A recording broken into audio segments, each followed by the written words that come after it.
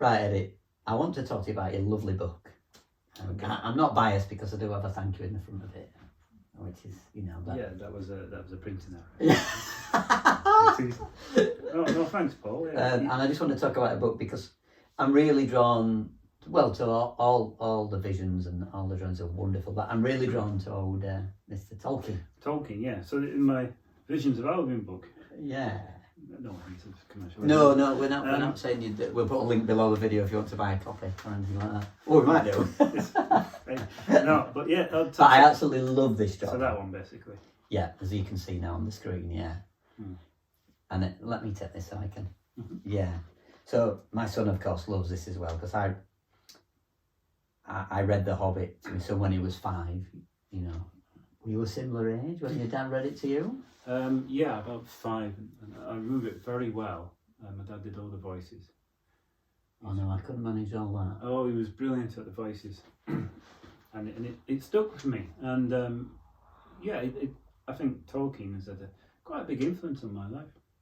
Yeah, I think so for me as well, and I'm certain for my son who's sort of coming up to being 10-year-old, But as I say, I read it to him when he was 5, and he just sort of run up and down all the time, And we have the audio book that we listen to in long journeys in the car, so you can hear Gollum and all that. So it's very influential on us all of us as a family, really.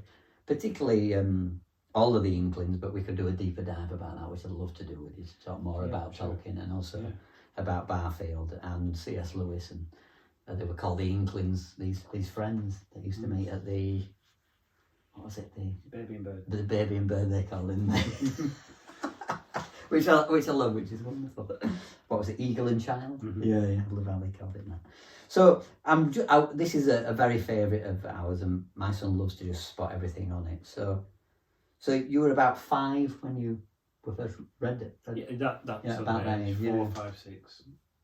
Because now, it might be thought that it's a little bit too of a book to read to a child of that age. My son, as I say, is nearly 10, but I read it to him when he was 5, and he just adored it so much.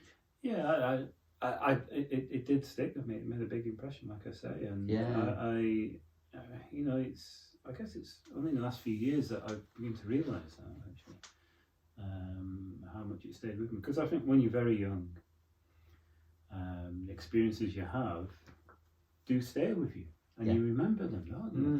And somehow they get into your bloodstream, don't they? Into your soul, and they sort of shape your life.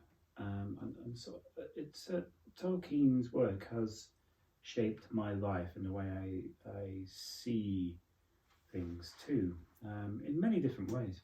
And in my art, I've always drawn and painted stuff from his world, even though my artwork is quite varied. But throughout it, I've always done it. And some of my earliest drawings, when I was 7, 8, were from the book. Dwarfs and hobbits and giants and various things like that. So wizards. So yeah, it's always been with me. I think the thing I get from it, from all of those Inklings, is just the amount of the love of books, obviously, but just how much graft Tolkien put into to the Lord of the Rings. It's a long book if you're to read all the 3, which have been split up, of course. But if you read it all as one, it's a long work, isn't it? Yeah, it took him a long time to do as well, because it became more and more serious to him, because he wrote The Hobbit almost by accident, and then The Lord of the Rings, he had to re-sculpt things and change things, and it took a long time. But his great love was the Silmarillion, as we call it, Silmarillion. That is collected works. Probably one of my favourite books ever. It is anyway. Of his works. Of his work, it's my favourite by far. I find it a beautiful book to read, and that's heavily influenced by old literature. So Norse mythology and all of very much so. Yeah. But but he Tolkien himself wanted to recreate our mythology of these islands, because a lot of it has been lost. So the Norse mythology was saved and preserved, and other what we call Germanic mythologies too. He was, influenced by many things.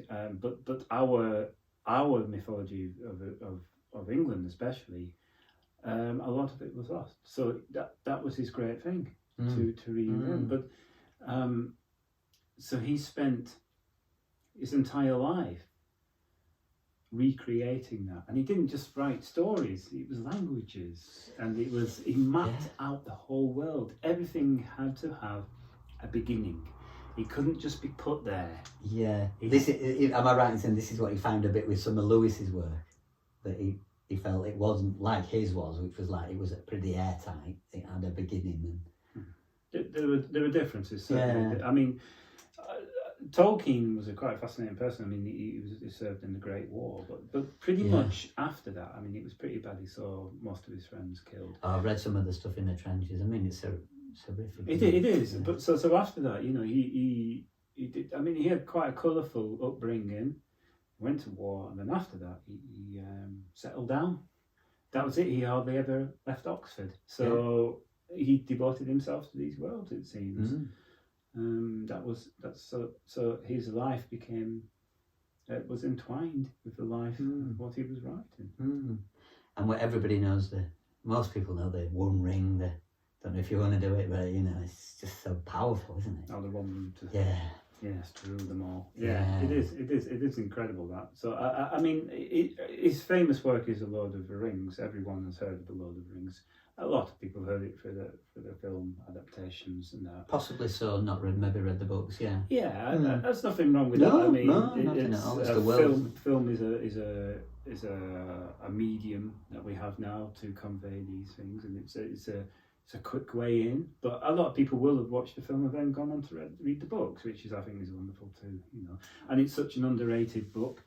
Often critics often look down the nose at it, but it's actually a fantastic book. And I read a lot of books, a lot of variety of novels, and many novels of them have their own wonder and greatness. And so it's the same with The Lord of the Rings. And because it's termed under fantasy, it should not be detrimental to the skill. Because we live in a fantasy land, a creation of others. Yes, of course we do. Yeah. I mean, so it's a great work. But the Silmarillion for me is the book I love deeply.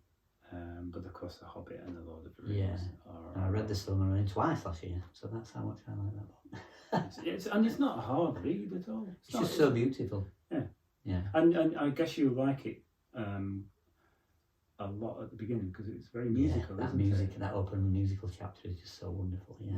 And I love the idea that this thing they love more than anything, this ring, has to be unmade, and it's that they love it, but it's going to devour them. And I just think it's just so magical. And the thing about Frodo, being the hero, but he fails, doesn't he? Yeah, of course. Right at the he's nearly devoured. The ring nearly takes over him, but he fails as well. He doesn't become that strong hero. He suffers and he has to go away.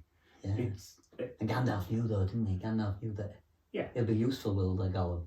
I forget what he said. He said something like he'll have his uses.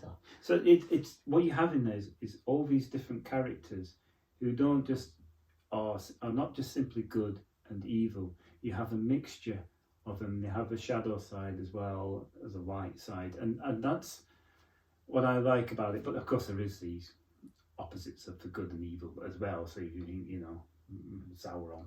Too. But how did he become Sauron? That's the thing to find out. Read the Silmarillion. That's a great book. To show these. In fact, probably all the books, the Silmarillion is the one that really goes deeply into that, because I think it's more influenced by, say, the Norse myths and etc., where the characters within these ancient stories are good, evil, and in between, and they all have the faults and the good things about them. So I think he drew on that a lot. So I think he was a really good character writer. Absolutely. I really do think that. If you haven't read it, you know, like reading The Hobbit and then going on, I really recommend it. It's a wonderful thing the lovely books full of wonderful imagination, but they've got a deepness to them as well. So there's, do you want to try it? This is the One Ring. Are you trying to make me disappear? Yeah, there we go. Okay then. Bye for now. Bye.